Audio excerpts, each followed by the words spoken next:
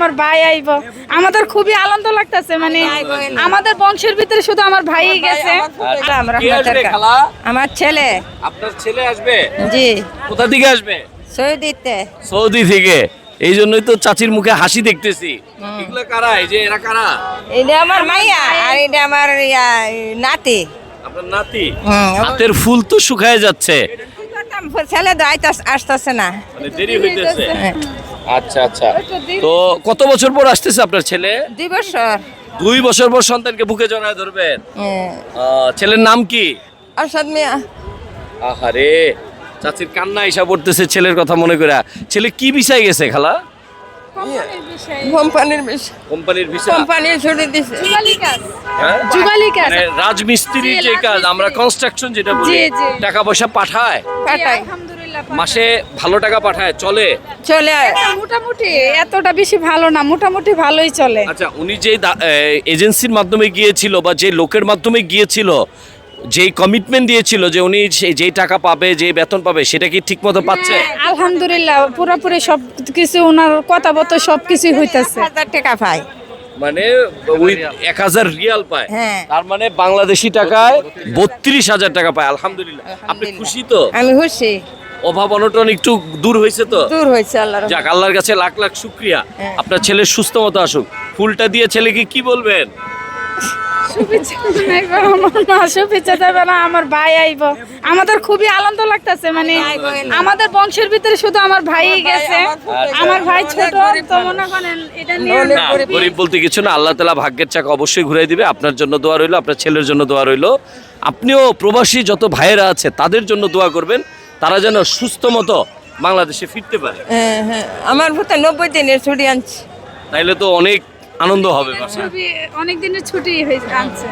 আচ্ছা, ঠিক আছে খালা, আসসালামু আলাইকুম। ওয়ালাইকুম সালাম। ইতালি থেকে মাত্র দেশে ফিরলেন ভাইয়ের সাথে আমরা কথা বলবো, ইতালি সম্পর্কে জানবো। ভাই, ইতালিতে কত বছর আছেন?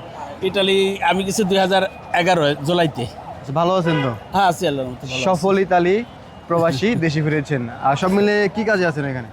আমি একটা রেস্টুরেন্টে কাজ করছি এতদিন, এখন মানে দেশে আসছি 3 মাসের জন্য, 4 মাসের জন্য আর কি। 4 মাস একটু কম আর কি। ইতালির পরিস্থিতি কেমন ভাই? আছে মোটামুটি।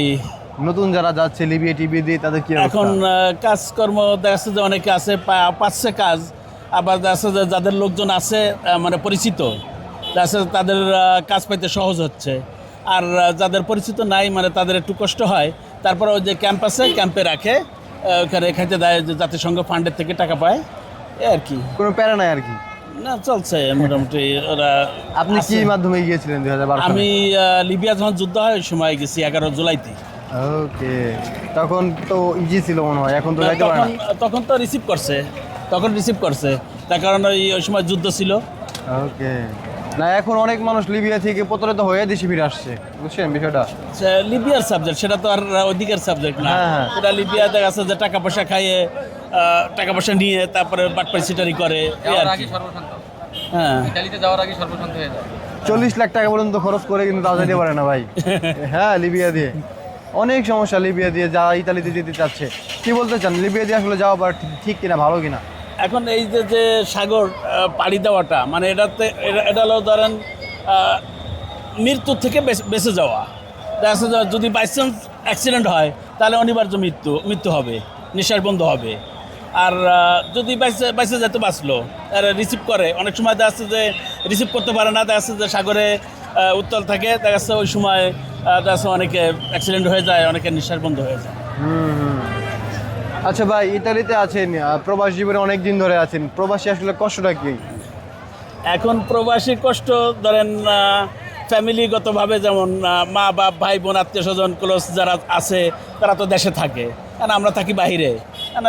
সামান্য দেখা যাচ্ছে যে টাকার পয়সার বা খাবারের তাড়নায় সেখানে।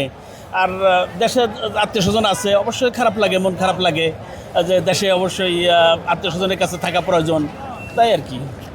প্রবাস জীবনটা এমন একটা জায়গা, ইতালি প্রবাসী সে সব দিকে সুখী, টাকা পয়সা দিয়ে সব কিছু সুখী, কিন্তু একটা জায়গায় অসুখী, কারণ তার ফ্যামিলি সেখানে নাই।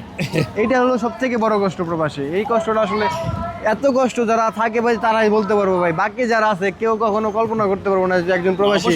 অবশ্যই ফ্যামিলির কাছে থাকাটাই বেটার। তার কারণ মানুষের আর কতদিন দেখা যাচ্ছে এক সময় হয় নিঃশ্বাস বন্ধ হয়, তা ফ্যামিলির কাছে অবশ্যই থাকার প্রয়োজন আছে। রাইট। ভাইয়ের বাসা কোন জেলায়? সাভার মডেল থানা। মাশাআল্লাহ, আমার একদম কাছাকাছি ভাই, আমার বাসা হচ্ছে সিংগাইর। হ্যাঁ, ঠিক আছে, অনেক ধন্যবাদ ভাই, কথা বললেন, সময় দিলেন, ধন্যবাদ ভাই। আচ্ছা, আল্লাহ হাফেজ। আমাদের